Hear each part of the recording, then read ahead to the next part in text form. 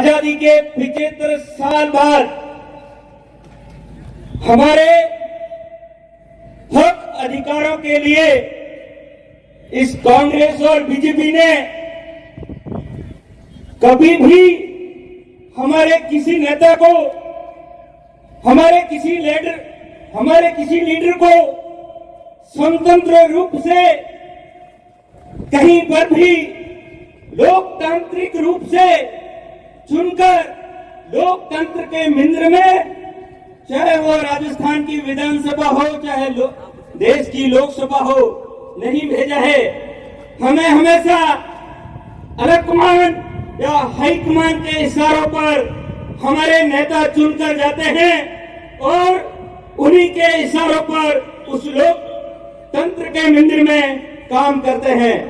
हम उन्हें हमारे अधिकारों की रक्षा के लिए, हमारी संस्कृति की रक्षा के लिए, हम हमारी सभ्यता के लिए, हम हमारे हक अधिकारों के लिए चुनकर भेजते हैं, लेकिन वो इन लोकतंत्र के मंदिरों में उन पार्टियों के गुलाम बन के रह जाते हैं। इस देश की 75 साल बाद बहुत सारी पार्टियां आई है साथियों, लेकिन समाज नीति के रूप में, समाज के कार्यकर्ताओं के रूप में, समाज में रात दिन अपना पसीना बहाने वाले कार्यकर्ताओं के रूप में समाज नीति से चुना हुआ व्यक्ति ही लोकतंत्र के मंदिर में जाएगा। लोकतंत्र के इस भवन मंदिर में जाके हमारे हक और अधिकार की लड़ाई को लड़ेगा। ये एक ऐसी पार्टी है, ये जो बाप नाम की पार्टी है, ये समाज की नीति से चलने वाली, समाज के अंतिम व्यक्ति द्वारा चुना हुआ व्यक्ति ही यहाँ से इलेक्टेड होगा और वो जाएगा उस विधानसभा में, आपकी आवाज को मजबूत करेगा।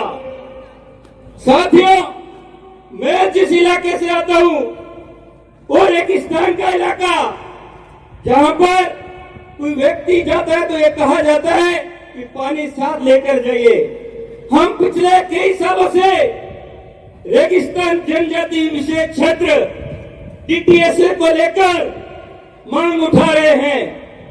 बीजेपी की सरकार आती है, कांग्रेस की सरकार आती है, हमें केवल लड्डू पकड़ा के चली जाती है।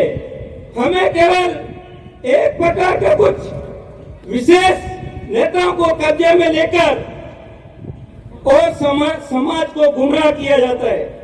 मैं इस मंच के माध्यम से आप सभी को आह्वान करना चाहता हूं कि रेगिस्तान के अंदर जो आदिवासी समाज रहता है उसके लिए रेगिस्तान जनजाति विशेष क्षेत्र DTSA की मांग आप सब लोग सामूहिक रूप से उठाएंगे, ऐसी आशा और विश्वास है हमको।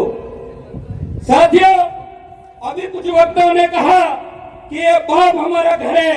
मैं आप सबको ये कहना चाहता हूँ कि घर केवल सीमेंट और पत्थरों से बना हुआ नहीं होता है, उसके अंदर खून और पसीने की मेहनत लगी होती है।